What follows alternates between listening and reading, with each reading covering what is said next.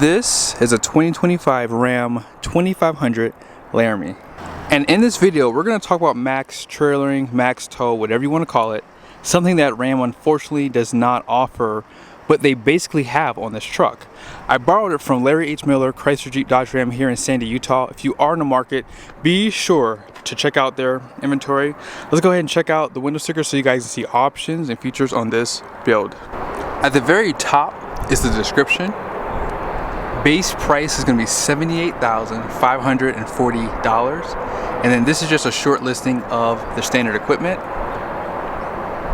Be sure to pause it.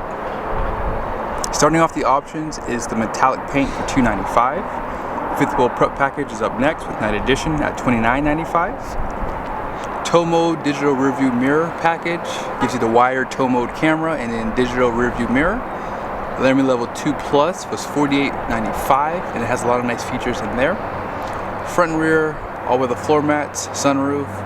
You have the auxiliary switches, painted, wheel-to-wheel, running boards, auto leveling air suspension. Lastly, this does have the upfitter electronic module, VSIM. Destination is $19.95 with a total price of $94,125 and 3 year 36 warranty, 5 year 100,000 mile powertrain. Granite crystal with black appearance with this new front end is killer. I love this the most. If I were to get a Ram truck for 2025, I would get a Laramie, because I feel as though now the Limited doesn't give you much more compared to this truck. I mean, hey, they have the same headlights now. At least last year, the Limited had a very unique grille, which I think is a downgrade for 2025. This is the way to go right now. The only negative is, actually, you know what? I take that back. I forget. They don't give you fender flares, even on the Mega Cab. I think that Ram should at least give it to you on the Mega Cab for sure. But 95 G's, that's a lot of money. But this truck has just about every option. The only thing really missing is power to pull running boards and clearance lights, but you have the wheel to wheels, so those are good enough. They're painted. But let's take a quick peek at these headlights, and then we'll jump back into the video. So these are the low beam headlights down below, with your fog lights. Right here are the mirrors. And here are the tail lights. LED license plate, as well as if you hook up at night, they have a light for your trailer. With the Night Edition, they do give you the painted grille surround. They black out the center, and it does have a high gloss black too. It does not have 360 camera, although that is available. Radar, cruise control, adaptive cruise control does come standard. Front parking sensors, black recovery hooks, and I like the valance that they give you down below. Works really well with this truck. Sport performance hood. They do not utilize that front hood scoop, which I was hoping they were going to do, but it does have the heat extractors right here. And they just give you a block off plate for the front. And they're still utilizing the same front suspension too here. Solid front axle, they give you a plastic liner. And these tires are new. They are still Firestone Transforce, but they're AT2s. So they have a little bit different design. 20-inch wheel. And then if you care to see the tire size, it's an LT 285, 60, 20. So these are 33.5 inches tall, 11.2 inches wide. So a little bit shorter, a little bit narrower compared to the competition. It's going to have 3,640 pounds of capacity at 80 psi cold. And here's a nice side view. I think that when the truck has fender flares, it really makes it more upscale. Now this truck doesn't look bad, but I wish it had the fender flares, at least as an option for sure. They do black out the badges with that Night Edition. They give you the black mirror caps. All power, including your convex, heated top and bottom. Light right here. Also, they do give you some puddle lights. Here are the wheel-to-wheel running boards too.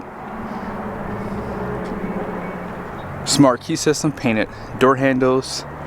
And I think that the Mega Cab looks good. I know some people complain about the styling, but it looks pretty good. And notice with the air suspension, it does kind of like have like that lean or that squat look, and that's because of the setting of the air suspension right there. I can lift that up too in a second to show you a difference. 31-gallon fuel tank with Mega Cab, 7.5-gallon tank for DEF for 2025. And really quickly, you guys see they give you a skid plate for the DEF tank, not for your fuel tank, which is always so funny to me. Also, I don't see one for the transfer case. I'm a little bit further back, but I don't really see one there. And then here's that rear. They do give you the step. As I said in the last video, I did a Bighorn video. Most of the trucks are getting delivered with this step here. Painted rear bumpers, class 5 hitch. The new taillights definitely do give it a nice look. They're a little bit darkened as well. They provide that 7 and 4 pin, and this is for that rear view mirror. So if you have a camera on the back of the trailer, you can just go down the road so that way you can see behind you. Backup camera there. Tons of cameras, right? So many things go wrong, as people say, although I think these things are way more reliable than they were 20 years ago. Spray and bed liner. You have the 5th wheel prep package. They do provide a 4 and 7 pin, 400 watts of power. See, they're killing it right now with this, because if you don't get the 2 kilowatts with the Ford trucks, they don't give you anything. They give you some tie downs all through the bed here. Now you guys see that this does have the LED high mount. Also, you have 2 cameras, one for the rearview mirror, one for bed view, power sliding glass with defrost. And here is the back. Here's that spare tire. It is a Transforce HT2. 342 rear. And did this one have the anti-spin? I don't remember if it did. You definitely want to get that. It's based in LSD on this truck. And here's a nice side view right here. So here is that 6.7 liter Cummins, which is pretty much all new for 2025. Same displacement, however. The one thing I like about this new Ram 2500 is now you have the high output. So with this truck having the high output and the fact that it has the air suspension, this is technically max tow, max trailer, and whatever you want to call it. The only problem is Ram does not give you an option for that with a 3/4 ton. Now if you get a 1 ton, you do have an option for max tow, although that will give you the dual rear wheels, but they don't change the gearing out back with max tow. Now here's what I was thinking. I'm going to show you guys the Payload here in a second. That is the biggest issue with these trucks, and because of the Mega Cab, yes, and we'll talk about that in a second. I think that getting a Mega Cab is a little bit less advantageous because this truck is heavier. They do raise the GVWR, but it's only to offset the heavier ZF transmission, because if you don't remember, the 68 RP was significantly lighter compared to the Eisen, which is why they did not give this truck the Eisen transmission the last few years, last decade really. But yes, 430 horsepower. This engine breathes far better than the outgoing Cummins. Also, it does have glow plugs, 1,075 pound-feet of torque. All that power goes through that 8-speed transmission, deep gears. I can't say enough good things about that transmission. So Ram trucks are probably the most reliable truck, as long as they fix the camel lifter issues that they were having the last few years here. But overall, I think this Cummins is going to definitely continue to bring those Ram buyers back, because you can now cruise around with this truck and be happy with the performance of it. It's not like driving the Eisen. The 68 RP is always great unloaded, but the Eisen was not. And I think that that's why Ram probably didn't put that transmission behind this engine in a 3/4 ton, because of the fact that it just felt like a commercial truck, like those over there. Serviceability should be better because your oil filter is right there. Also, back on this side, you probably can see your dual fuel filters under the hood. So now you don't have to crawl under the truck. And I feel like these were a little bit cleaner when they were in the engine bay. And when you get this hood, as I say, you do have some heat extractors, so that should help a little bit with cooling as well. This interior is very similar to the outgoing truck. And that's not a bad thing, because to this day, I think Ram has the best interior for sure. Now, they did redesign these buttons here, and they have tons of controls for these mirrors. You have front and rear lights, as I showed you guys. Also, you can control that convex. If you want to put the mirrors in tow mode, that is easy to do. Now, I did notice they put this Harman Kardon badge right there. I'm pretty sure some guys are going to kick that off within the first 1,000 miles, for sure. 10-way seats, including lumbar.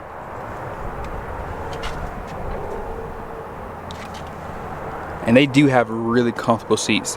They're not too soft like the Ford, they're not too hard like the GM trucks. They're just right. Give you a little bit of suede right there. It says Laramie. They also give you tilt headrest standard. Ford gives it to you as an option with the the Lariat trucks. You have to get the ultimate package to get them, which is like 5 Gs. Perforated leather, heated and ventilated seats, and this steering wheel has a nice feel to it. Let's go ahead and check out the passenger side. Auto up and down for front windows only. They do provide some soft touch here, but a little bit of hard plastic. Now, again, I mentioned this in other videos, but I figure I have to kind of keep explaining this. The reason why I point that out, soft touch on the dash helps with sound deadening, and over time, because of the sun, this is going to start to rattle. So when you have this softer touch, it should help alleviate that cracking sound that hard plastic does. So that's why, to me, it's a benefit to have some soft touch here, because it does help with that. Now you guys see here, you do have illuminated storage with a cover, glove box right there, a little bit of storage on the side, vanity with lights, and then black liner. Ford gives you a lighter color roof with the black interior, but they give you a darker roof with the lighter color interior. Some cup holders right there. Let's go ahead and check out the back. Now, Mega Cab is the only way to go for me, because my kids are getting older and I want them to be comfortable. So these seats do recline. No other HD Super Duty truck does that in a segment. They also provide a grab handle right here.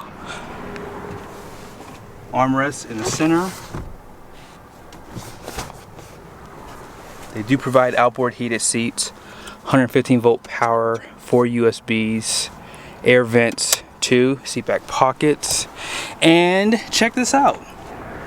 You have tons of storage below the seat there. Now, if you want these seats to fold flat, check this out.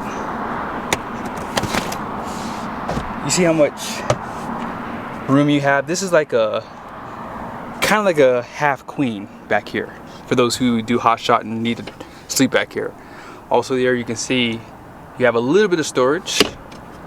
You can hang some things, and you have storage behind the seat. Absolutely amazing. No other truck gives it to you. 60/40 bench. So if you have a big dog and you have one child in the car seat, you can have your big dog over here, let them be able to relax. You're probably gonna have 2 big dogs over here, potentially. And these seats do fold like so. So great functions. And yes, all the storage below the seat. This is a big deal. When I had my truck, I had a ton of things under the seat. Push button start, just below your gear selector. And this truck does have an auto park assistance too. So like if you open the door, it's not activating right now. You see right here, it says auto park disabled. You have to make sure that's on, that's all. But yes, here's some of the controls on the steering wheel. On that side, adaptive cruise control, you have your gear limiter. Now if you push this button here, it does bring up this menu. It's like a quick menu for you. So if you want to go, let's just say to your vehicle info, it pops you right over here. They give you a lot of gauges to monitor, especially if you're towing, which is, I love that about Ram trucks. They were the first one to really give you so much detail of this. Exhaust brake, boost pressure, and diesel particulate filter. oil, actually, excuse me, that's fuel filter life. Do they have an oil filter life? I think I was further back here. Yeah, oil life right there. And then your engine idle hours. Something else to consider too is you can go to a digital readout for your speedometer. I like the analog gauges personally. And if you want to set up the screen too, you can put a ton of information. So you can do what's in the middle here. If you want to take out that Laramie badge, you can put your compass there if you like. If you want to add something over here, like your outside temperature, that is available to do. Left side, if you want to add in the time, you can do that too. Display style. You can modernize the gauges if you like. And you can switch back to defaults. Fuel gauge, show range, you can hide that. Yeah, tons of things. Like you can spend a few minutes in this screen just kind of customizing it to what you want to see in there. Now on this screen, you guys see on the side you have your dual climate control. If you want your seat controls, you can push up there and you can turn on your ventilated seats, your heated steering wheel or heated seats. You can sync everything together this way too, because you don't have that button on the outside of the screen there. Also with this, this is a 14.5-inch screen. Your camera is a little bit larger. Here is the bed view right there. I am shocked that for this price point this doesn't have the 360 camera. They almost should just give it to you with that equipment group that they have on this truck. Vehicle information is right here, so if you want to go to your towing, you have up to 4 trailers. It shows you the gauges on this side if you want to go to setup. I see that they have tow nav right there, so I'll have to bring my trailer back here one day, maybe just hook up to it, that way you can kind of see how that works. I can show you guys the air suspension. Now, as I said, the trailer did look like it was actually squatted down, and that's because it was in the alternate trailer height, so now I have it back in normal mode, so it's going to sit a little bit higher in the rear there. Off-road pages, I like the fact that they give you the altitude down below, shows you more of the gauges on this screen, pitch and roll if you do plan on going off-road too. They do provide the trailer brake gain on the screen, your tow haul mode, and you have a dual stage exhaust brake. Front and rear parking sensors can be disabled. You have your auxiliary switches, 4 USBs, dual chargers. No other truck has that right now currently. And then you have your 115-volt power plug. Deep storage, it's a slide. More deep storage behind this too. Yeah, they have the best. Also, they give you like this velvet material here, which I like because things don't rattle around. They did remove that USB in this area too, so you just have the 4 right there, which they're still probably leading on. No full drive auto. And up top, home link. Again, you have the vanity. Also a place for your sunshades. You can slide that rear glass if you like. Actually, it's this one right here. This is for the sunroof. But yeah, you can slide the glass with this button here. LED lights. And that's your camera for your rearview mirror. And that's where your, if you hook up a camera to your trailer, that's where it's gonna come up at on here. Gross axle weight rating out front is going to be 6,000 pounds. The rear is 6,040. Gross vehicle weight rating is going to be 10,190 pounds. 20 by 8 wide wheels, and all-in payload is a measly 1,762 pounds. 65 psi all the way around for the tire pressure, or you can run it at max 80. So that is the issue with this Ram. They actually increased the GVWR to 190 pounds. Why not just go to 10.5? That way the truck could have an additional payload at least over 2,000 pounds. I mean, honestly, it really needs 1,000 pounds minimum, and that's not enough because then that puts it at 2,700 pounds. But at least it would be closer to GM trucks and Ford. So Ford raises it about 1,000 pounds with the standard bed. GM does about 1,300 pounds, and they have a max trailer that increases to 1,750 pounds with the standard bed. And that's the problem with this Ram truck, guys. It's like I know that some people don't care about the numbers. I know that, but I just think that it would look better for Ram if they just raised that number. You basically have a max tow truck with air suspension, max, you know, horsepower and torque. But unfortunately, because of the framing out back here, because of the, you know, coil suspension, this truck doesn't have, you know, obviously the support that it needs to put 2,500 pounds of weight back there, right? And that's why Ram doesn't up that number 190 pounds just to offset that transmission, because the 60RF is probably about 190 pounds lighter than that trans. So hope you guys liked the video. I think that for me, I like the idea of a 3/4 ton truck, but if I ever decide to go back to a fifth wheel, this truck would be way out of the ballpark for, you know, something with 2,500 pounds. Well, really, I mean, even with something with 1,500 pounds, because once you put your family in and your gear, I mean, you're going to be over that number quickly. So yes, Ram really needs to fix that when they do the full redesign on this truck.